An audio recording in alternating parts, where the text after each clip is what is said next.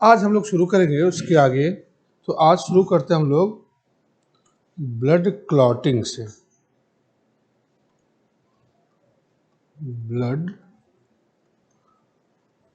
Clotting, रक्त का थक्का बनना। यहाँ इसका एक और नाम होता है, इसको कहीं कहीं लिखा रहता है ब्लड कोएगुलेशन।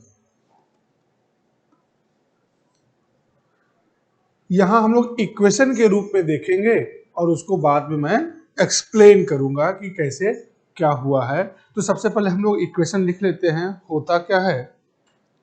तो सबसे पहला इक्वेशन होता है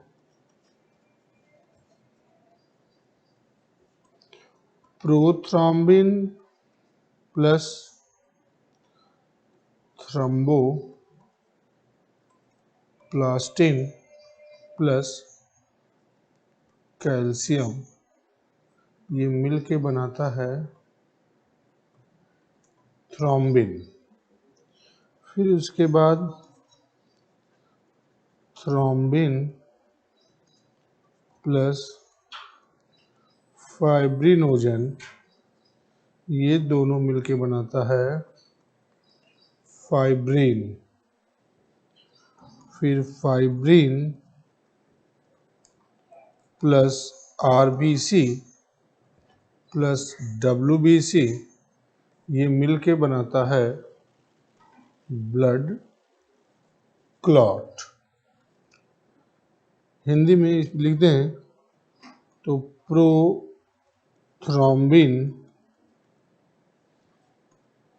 ये है थ्रोम्बोप्लास्टिन,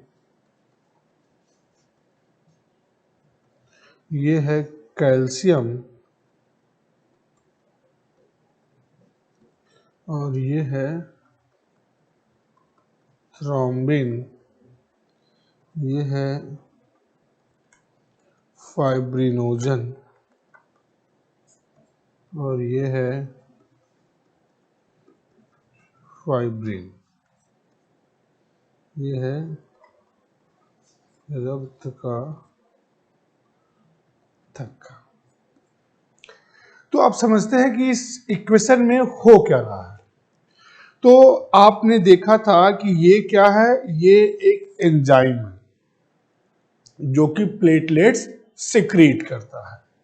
ये क्या है, एक प्रोटीन है जो प्लाज्मा में पाई जाती है और लीवर बनाता है। कैल्शियम खनिज है। तो पहला इक्वेशन कहता क्या है कि ये थ्रोम्बोप्लास्टिन नामक एंजाइम ने प्रोथ्रोम्बिन नामक इनएक्टिव प्रोटीन को कैल्शियम की सहायता से एक्टिव प्रोटीन में बदल दिया। यानी वो निष्क्रिय अक्रिय प्रोटीन थी, अब वो सक्रिय हो गई। ये देखिए, प्रोथ्रोम्बिन में से प्रो वर्ड हट गया और यहां थ्रोम्बिन हो गया, यानी थ्रोम्बिन अब एक्टिव हो गई। जब ये एक्टिव हो गई तो ये अपने साथ वाले दूसरे प्रोटीन से रिएक्ट कर ली और दूसरे प्रोटीन से रिएक्ट करके क्या बनाया, फाइब्रिन। फाइब्रिन होता है एक नेट लाइक स्ट्रक्चर, एक जाल जैसी संरचना। अब इस जाल से जब ब्लीडिंग होती है तो जाल के छेद में आरबीसी और डब्ल्यूबीसी फंस जाते हैं। यानी ये बहुत महीन जाल होता है। आरबीसी डब्ल्यूबीसी इस जाल के छेद में फंस जाते हैं और जाल के छेद में फंसने के बाद क्या होता है, जाल का छेद बंद हो जाता है और ब्लड बाहर निकलना बंद हो गया, और इसी को कहते हैं ब्लड क्लॉटिंग। तो यहां पे एक चीज और समझना है कि जहां पे क्लॉटिंग होती है वहीं से एक चीज और स्रावित होता है जिसे कहते हैं ब्लड सीरम, रक्त सीरम। तो रक्त सीरम होता क्या है और ये निकलता कहां से है? At the place of blood clotting, at the place of blood clotting after clotting yellowish liquid flows which is known as blood serum.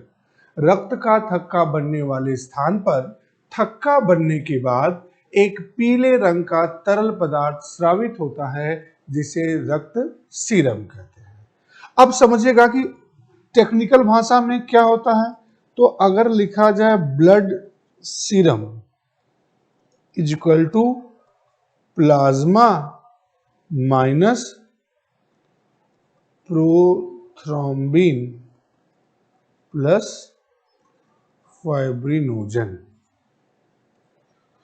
यानी रक्त सीरम क्या होता है, रक्त का प्लाज्मा ही होता है, लेकिन उसमें प्रोथ्रोम्बिन और फाइब्रिनोजन नहीं होता है। ये दोनों कहां गए, ये दोनों ब्लड क्लॉटिंग में यूज कर लिए गए। तो ध्यान रखिएगा, रक्त सीरम प्रोथ्रोम्बिन और फाइब्रिनोजन रहित रक्त का प्लाज्मा ही होता है।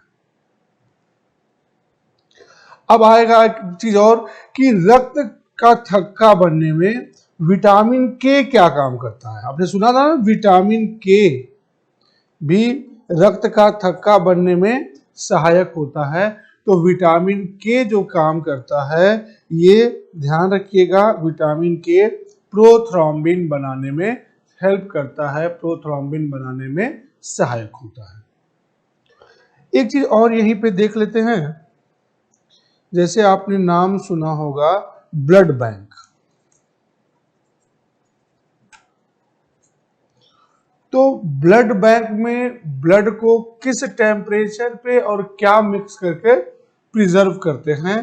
तो ब्लड बैंक में रक्त को 40 डिग्री फ़ारेनहाइट टेम्परेचर पर सोडियम नाइट्रेट और डेक्सट्रोज मिला के स्टोर करते हैं। कितने दिन तक स्टोर कर सकते हैं। तो जिस रक्त कोशिका का जीवन काल जितना होता है, यानी आरबीसी का जीवन काल 120 दिन होता है, तो आरबीसी को हम 120 दिन तक संरक्षित कर सकते हैं। डब्ल्यूबीसी प्लेटलेट्स का जीवन काल अगर लगभग 1 सप्ताह का होता है, तो डब्ल्यूबीसी और प्लेटलेट्स को लगभग 1 सप्ताह तक हम संरक्षित कर सकते हैं, स्टोर कर सकते हैं।